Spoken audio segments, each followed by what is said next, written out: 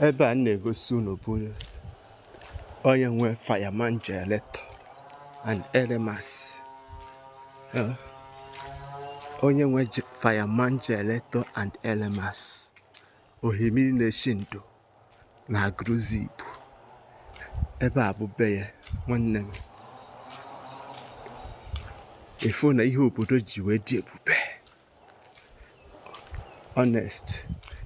Side ebu side azụ be ya.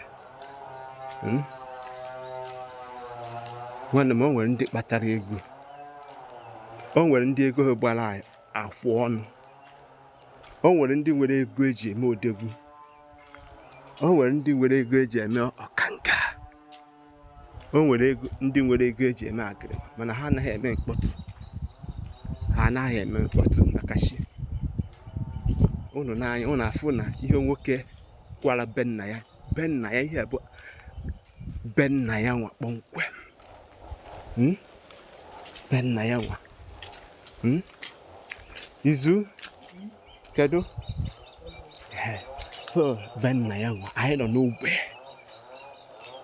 Ifu ya bụ ihe a sị akụrụ unu ekwe ebe osi.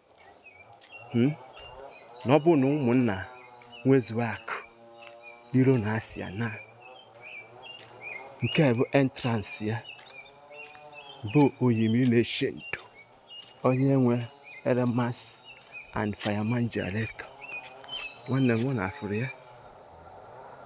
Ọ na-afụ ya bụ ihe. Chai!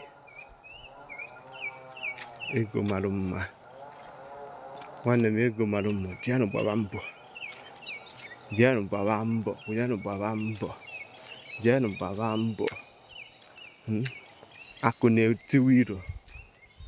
Onye kpatara ego nọ n'ala eze. Nye ka nsị ka ngosi unu.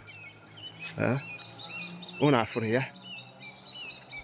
Ndewo na aka mbụ Maazị UC. Ọ nụrụ karịa ibe ya.